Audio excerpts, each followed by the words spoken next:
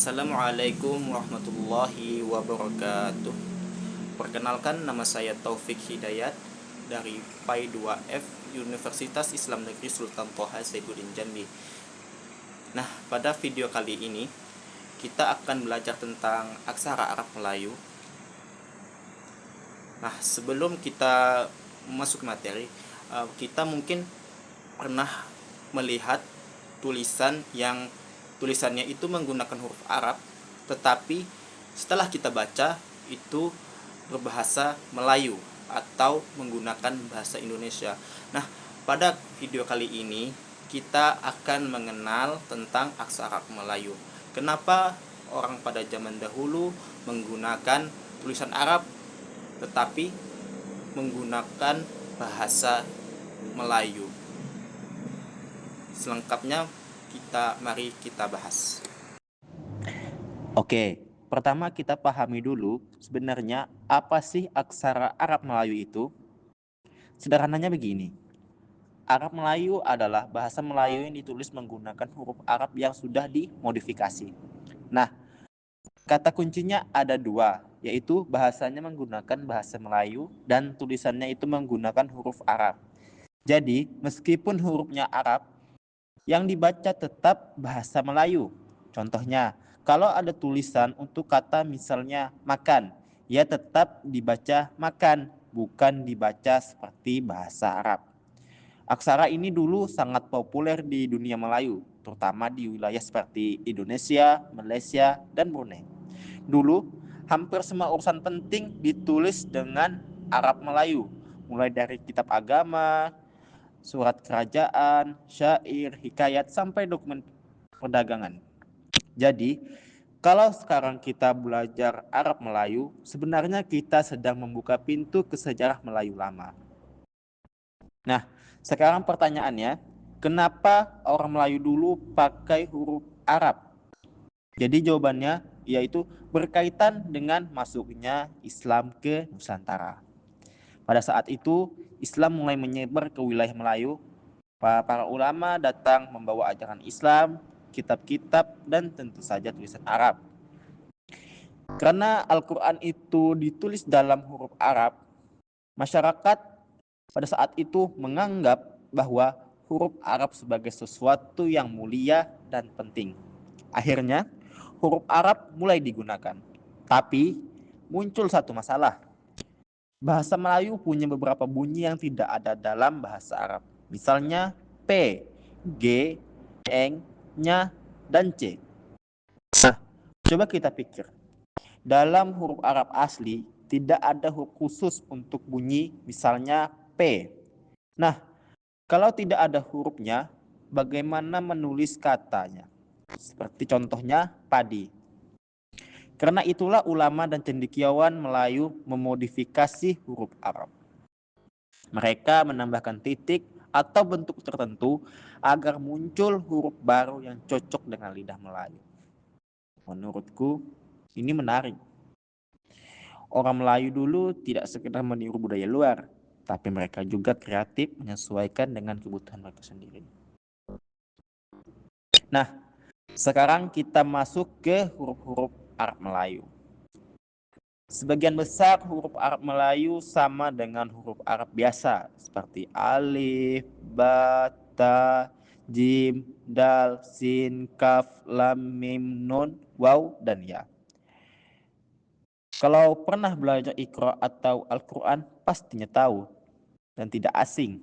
Tapi ada beberapa huruf tambahan yang khas dengan Arab Melayu.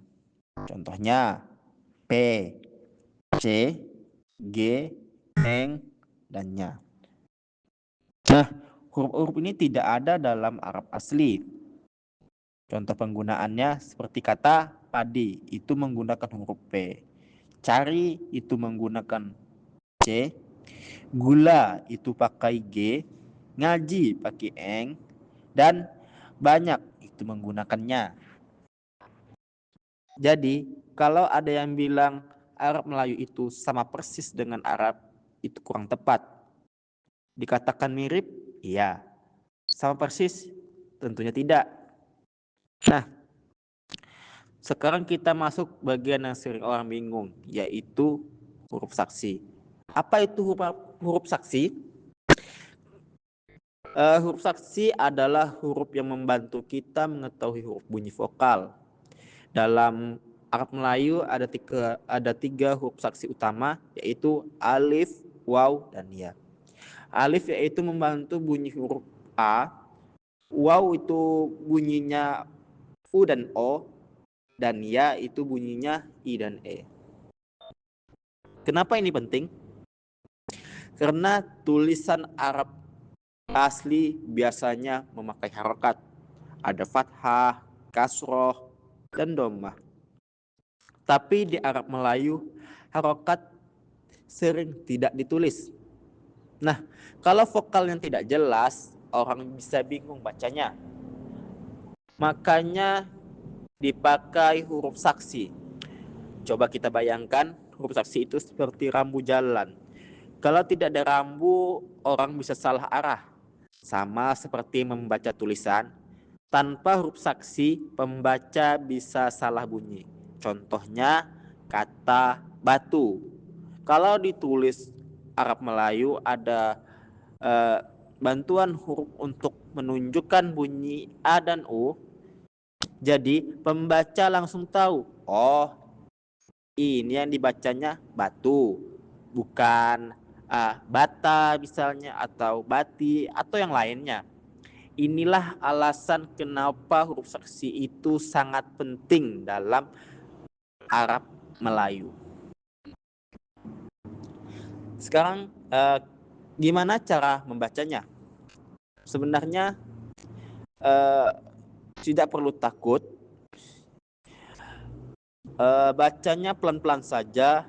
Langkah pertama kita kenali dulu huruf konsonannya, misalnya B, M, N.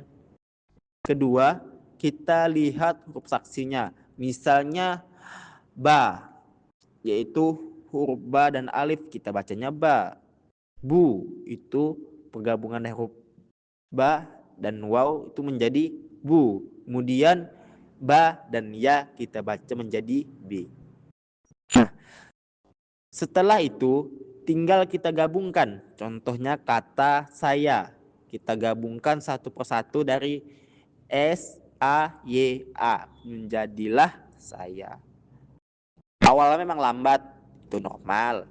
Semua orang yang belajar Arab Melayu itu juga begitu. Tapi semakin sering kita latihan, mata kita akan terbiasa. Oke. Jadi dari pembelajaran hari ini kita bisa simpulkan beberapa hal. Pertama, Arab Melayu adalah tulisan Melayu yang memakai huruf Arab. Kemudian yang kedua, tulisan ini berkembang setelah Islam masuk ke Nusantara. Dan yang ketiga, ada huruf tambahan khusus untuk bunyi Melayu seperti P, G, C, Eng, dan Nya. Dan yang paling penting ada huruf saksi yang membantu kita membaca vokal.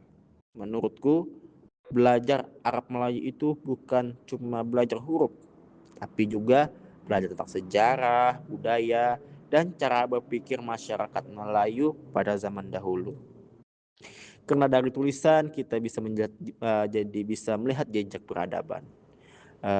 Demikianlah penjelasan video materi modul pembelajaran kita pada kali ini. Lebih dan kurangnya saya mohon maaf. Wabillahi taufiq hidayah. Wassalamualaikum warahmatullahi wabarakatuh.